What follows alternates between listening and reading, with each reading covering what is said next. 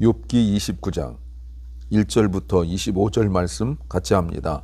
욥이 또 비사를 들어 가로되 내가 이전 달과 하나님이 나를 보호하시던 날에 지내던 것 같이 되었으면 그때는 그의 등불이 내 머리에 비추었고 내가 그 광명을 힘입어 흑암에 행하였었느니라.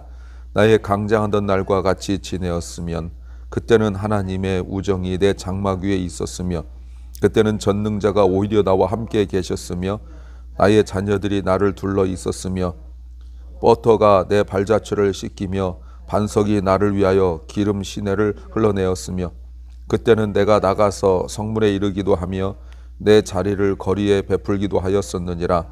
나를 보고 소년들은 숨으며 노인들은 일어나서 서며 방백들은 말을 참고 손으로 입을 가리우며 귀인들은 소리를 그마니 그 혀가 입 천장에 붙었었느니라. 귀가 들은즉 나를 위하여 축복하고 눈이 본즉 나를 위하여 증거하였었나니 이는 내가 부르짖는 빈민과 도와줄 자 없는 고아를 건졌음이라.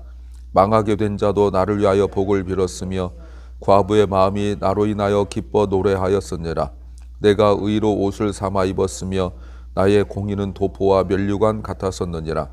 나는 소경의 눈도 되고 절뚝발이의 발도 되고 빈궁한 자의 아비도 되며 생소한 자의 일을 사실하여 주었으며 불의한 자의 어금니를 꺾고 그 입 사이에 겁탈한 물건을 빼어내었었느니라. 내가 스스로 말하기를 나는 내 보금자리에서 선종하리라. 나의 날은 모래같이 많을 것이라. 내 뿌리는 물로 뻗어나가고 내 가지는 밤이 맞도록 이슬에 젖으며 내 영광은 내게 새로워지고 내 활은 내 손에서 날로 강화해지느니라 하였었노라. 무리는 내 말을 들으며 나의 가르치는 잠잠히 기다리다가 내가 말한 후에 그들이 말을 내지 못하였었나니 나의 말이 그들에게 이슬같이 되민이라. 그들이 나 바라기를 비같이 하였으며 입을 벌리기를 늦은 비 기다리듯 하였으므로 그들이 의지 없을 때에 내가 함소하여 동정하면 그들이 나의 얼굴빛을 무색하게 아니하였었느니라. 내가 그들의 길을 택하고 으뜸으로 앉았었나니 왕이 군중의 거함도 같았고 애곡한 자를 위로하는 사람도 같았었느니라. 아멘. 29장부터 31장은 욥이 마지막으로 하는 이야기입니다. 28장까지는 욥이 친구들에 대하여 이야기했었다면 이제 29장부터 31장은 29장은 과거에 관하여 30장은 현재 그리고 31장은 미래에 관한 내용으로 채워져 있습니다. 오늘은 과거 좋았을 때 자기가 이런 고난이 닥치기 전에 자신의 삶을 되돌아보는 내용입니다. 설교 제목은 지금 더욱 하나님을 가까이 해야 한다. 지금 더욱 하나님을 가까이 해야 한다는 제목입니다. 우리가 예전에 좋았을 때 또는 나중에 언젠가가 아니라 지금 하나님을 가까이 하는 것이 중요합니다. 나중에 사정이 특히 좀 더 좋아지면 또는 나중에 조금 더 형편이 나아지면 이라고 우리가 생각하지만 사실은 지금이 가장 좋은 때입니다. 하나님 섬기기에 가장 좋은 때이고 예배드리기에 가장 좋은 때라는 것을 우리가 알아야 됩니다. 어떤 거 알아야 될까요? 첫째는 더 중요한 것을 알아야 한다는 겁니다. 2절 말씀에 옛날 이야기합니다. 이전 달, 바로 그때가 바로 옛날이죠. 그때가 언제입니까? 하나님이 나를 보호하시던 때를 이야기하고 있습니다. 지금 이 말이 굉장히 중요해요. 욥은 알고 있는 거예요. 예전에 자기가 잘 나갔을 때, 예전에 자기가 잘 먹고 잘 살았을 때, 예전에 자기가 성공했을 때, 그리고 오늘 내용들 보면 특히 사람들에게 인정받고 또 많은 어려운 사람들 돕고 그리고 불의를 행하고 나쁜 짓을 행했던 사람들을 징계했던 그것이 내가 잘나서 그런 것이 아니라 2절 말씀에 하나님이 나를 보호하셨기 때문이라고 말하고 있는 거죠. 욥은 분명하게 깨닫고 고백하고 있습니다. 이 모든 것들이 내 실력과 능력이 아니었다는 걸 알고 있어요. 그런데 29장은 사실은 1장 이전의 이야기죠. 1장에 천상회의가 일어나기 전에 그 사탄이 여기저기 돌아다니면서 욥을 보았을 바로 그때를 말하는 거죠. 그러니까 29장은 좀 더 시간적으로 본다면 영장 1장 이전이니까 그때 욥이 이렇게 살았다는 거예요. 근데 결국 29장은 문제의 시작이기도 합니다. 욥의 고통받는 문제의 시작. 이렇게 살았기 때문에 이것 가지고 지금 욥에게 3장부터 큰 고난이 1장 2장에서 큰 고난이 닥쳤고 3장부터 28장까지 친구들과의 이야기 속에서 끊임없이 정죄를 당하고 그리고 자신의 그 괴로움을 계속 이야기했었습니다. 그러면 왜 이야기를 할까요? 왜 2절에서 하나님이 나를 보호하셨을 때를 왜 이야기합니까? 이 이야기하는 거죠. 우리가 생각하듯이 옛날에 좋았는데 옛날에 그렇게 사람들 인정받고 그리고 우리 자녀들이 많이 같이 다 살아와 내 주변에 있고 뭐 이런 것들을 추억하고 좋아하고 그때 그리워하는 겁니까? 그게 아니에요. 문맥으로 보면 욥은 여전히 변질되지 않았다는 거예요. 예전에 성공하고 잘 나갔을 때나 지금 고통 가운데 있을 때나 모든 걸 다 잃어버렸을 때나 한결같다라는 내용을 지금 이야기하고 있는 거예요. 그때는 하나님이 나를 돌봐 주셨는데 지금 나를 돌봐 주지 않아. 지금 그 얘기가 아닙니다. 그래서 1장과 2장에서 순전함, 온전함이란 말이 바로 이거죠. 하나님께서 말씀하셨던 욥은 언제나 순전하다. 1장 1절 이렇게 시작했단 말이에요. 그 말이 뭐라고 했죠? 잘 될 때도 늘 하나님 앞에서, 힘들고 어려울 때도 하나님 앞에 있었던 모습이에요.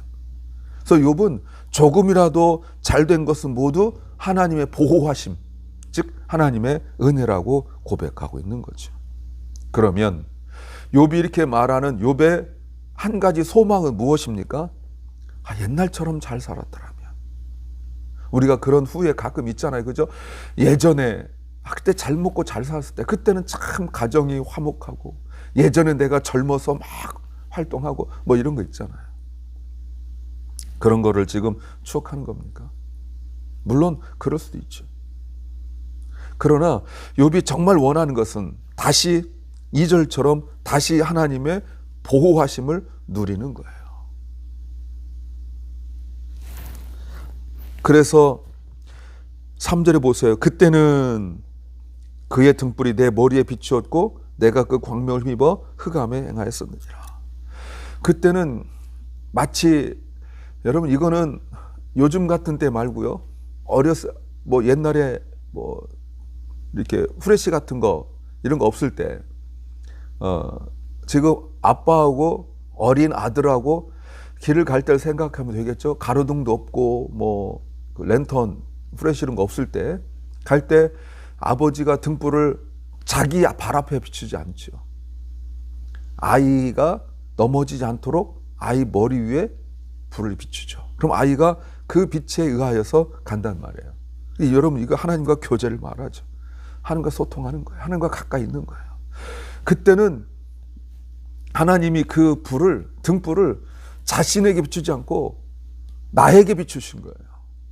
그 어둠 가운데 다녀도 내가 당당하고 넘어지지 않고 살아갈 수 있었던 것은 하나님의 그 등불을 내 머리 위에 비추셨어요. 등불이 하나밖에 없는데 그 등불을 하나님 자신에게 비추신 것이 아니라 그 등불을 나에게 비추셨어요. 이 세상에 등불이 하나밖에 없는데 그 등불을 나를 위해 비추셨어요. 4절에 보니까 하나님과 우정을 나누었다고 말합니다. 5절에서는 전능자가 함께 있다고 말하고 있어요. 왜 이야기합니까? 어제까지 계속 보면서 욥은 안타깝게도 하나님을 전능자를 가까이 할 수 없기 때문에 그래요. 하나님께 기도하여도 하나님께서 들으시지 않는 것 같아요. 내가 하나님 앞에 나아가기만 하면 하나님께서 내 모든 사정을 들으시고 너는 죄가 없어 라고 말씀하실 것 같은데 지금 하나님 앞에 나갈 수 없기 때문에 이런 얘기하는 거예요. 그래서 욥이 답답한 거지 옛날에 잘 먹고 잘 살았는데 지금 그 얘기하는 것이 아니에요. 사람들은 대부분 자기 힘으로 살려 하고 자기가 좀 노력해서 얻은 성공이라고 착각하니까 세상 사람들 말하는 게 아닙니다. 그리스도인이라고 말하면서도 여전히 자기 힘으로 살아가려고 하죠. 말로는 은혜라고 말하지만 자기 힘으로 살아가려고 해요. 그러니 감사가 없고 감격이 없고, 좀 힘들면 원망하고, 조금 어려우면 하나님이 나를 버린 것 같고, 조금 잘 되면 내가 열심히 노력해서 한 것 같고, 자꾸 이렇게 되는 거예요. 하나님은 수단이 되어버리고 마는 거예요. 그러면 하나님께 가까이 하지 않죠? 혹시 하나님께 가까이 하는 것은 나의 욕심을 채우기 위하여, 예수님께서 요한복음 6장에서 너희가 나를 찾는 까닭은 먹고 배부름이라 라고 말씀하셨잖아요. 그러니까 그게 채워지지 않으면 주님 앞에 나오지 않는 거예요. 그래서 욥은 하나님과 예전처럼 교제하고 예전처럼 소통하던 그때를 지금 생각하고 있는 거예요. 더 중요한 것이, 나의 회복보다 더 중요한 것이 무엇인지 알고 있는 거죠. 두 번째는 당연한 것은 없다는 것을 알아야 한다는 겁니다. 하나님이 욥을 보호하신 그 내용들, 욥이 기억하고 고백하는 것들이 무엇입니까? 3절 보세요. 그때는 아까 보셨죠? 그의 등불이 내 머리에 비추었고 내가 그 광명을 힘입어 흑암에 행하였었느니라. 어둠이라는 그 환경 속에서, 어떤 조건 속에서도 모든 일이 마치 어둠 가운데 빛이 비춘 것처럼 확실했다는 거예요. 이 말의 의미는 내가 어둠을 가는 것에 대하여 두려움이 없었다는 겁니다. 왜? 하나님이 내 길을 빛으로 비추시고 하나님이 나와 함께 하신다는, 하나님의 도우심이 있다는 그 믿음이 확실하고 견고했기 때문에 그래요. 어둠이란 것은 어려움이 없었다는 것이 아니라 있었다는 겁니다. 왜 없었겠어요? 그럼에도 불구하고 욥이 분명하고 확실하게 고백하는 것은 아무리 어두워도 하나님의 빛이 함께 있었다라고 말합니다. 5절 보시면 5절에서 그때는 전능자가 오히려 나와 함께 했다고 말합니다. 전능자도 함께 있었단 말이 무엇입니까? 내가 하나님 앞에 나아가지 않았어요. 지금 내 고통 속에서 하나님, 내가 하나님 앞에 나아가고 싶어요 라고 말하지 않아도 하나님이 먼저 다가오셨어요. 뿐만 아니라 자녀들까지, 나의 자녀들이 나를 둘러싸고 있었어요. 6절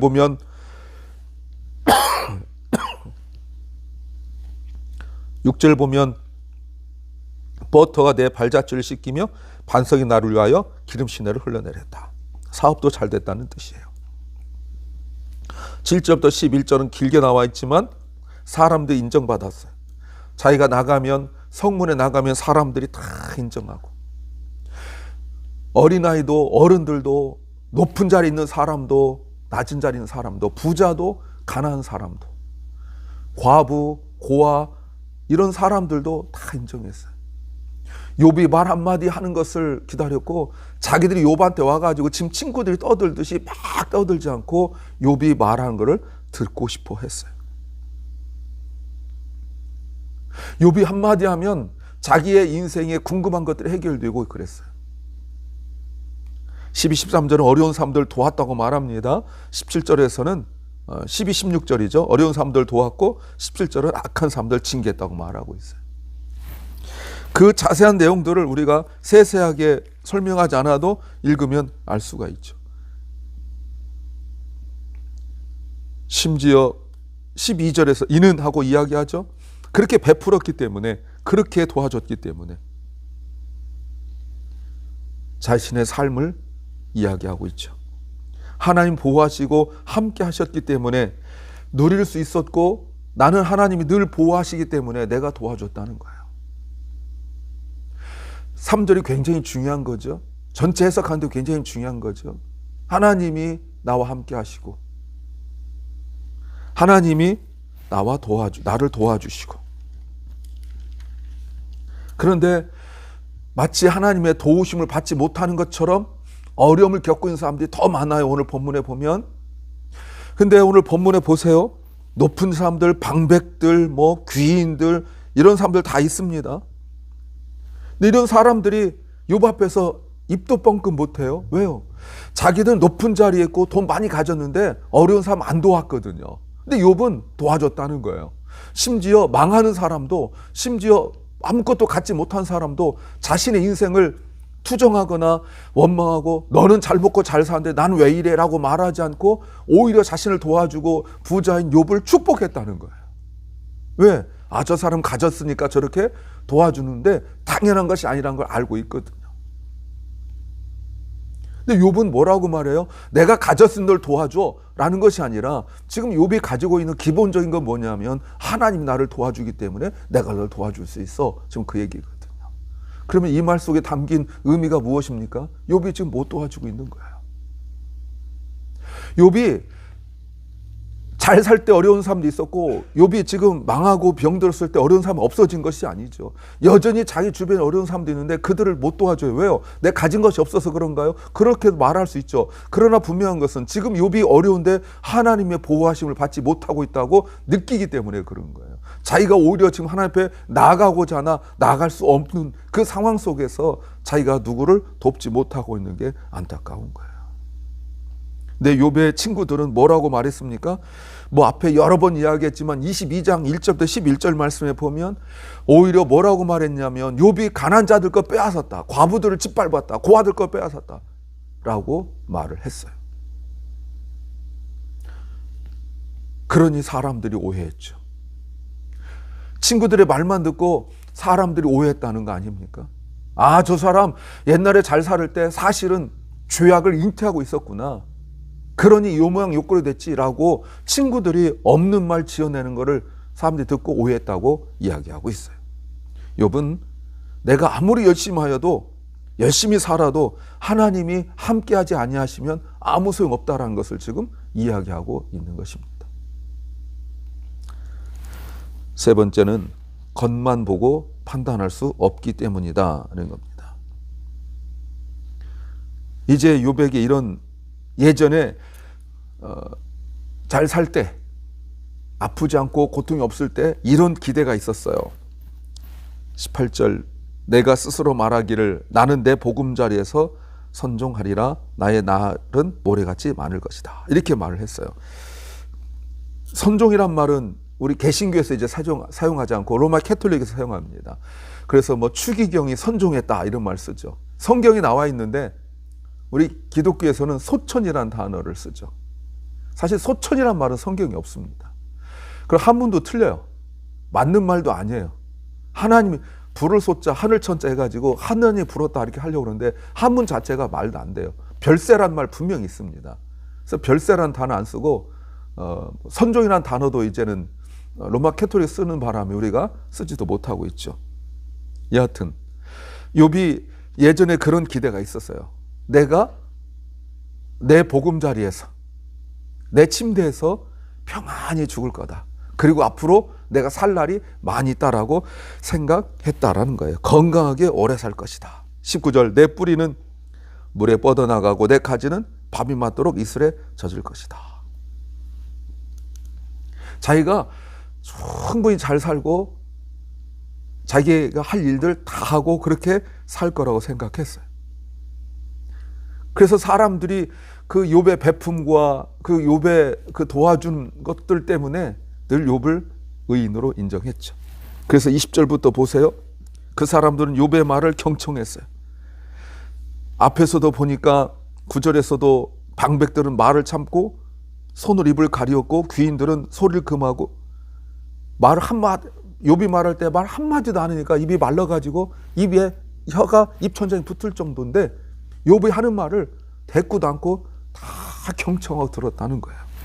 20절에서도 내 영광은 내게 새로워지고 내 활은 내 손에서 날로 강해졌다고 말해요. 21절 무리는 사람들은 내 말을 들으며 나의 가르치는 걸 잠잠히 기다렸어요. 22절 내가 말한 후에 그들이 말을 내지 못하였었어요. 왜요? 나의 말은 그들에게 이슬같이 충분히 젖었었다고 말해요. 그래서 24절 보세요. 그들이 의지 없을 때 내가 함소하여 동정하면 그들이 나의 얼굴빛을 무색하게 아니하였느니라. 어떤 때는 욥이 아무 말 하지 않고 씩 웃기만 했는데도 사람들은 확신을 갖고 힘을 얻었다는 거예요. 직접 도와주지 않고 욥이 한 번씩 웃어만, 자기를 향하여 웃어만 줘도 큰 힘이 됐다고 말해요. 심지어 25절에서는 내가 그들의 길을 택하고 뜸을 앉았었나니 왕이 군중에 거함 같았고 애곡하는 자를 유혹하는 사람, 유로한 사람도 같았었느니라. 마치 왕처럼 대접했어요. 왜요?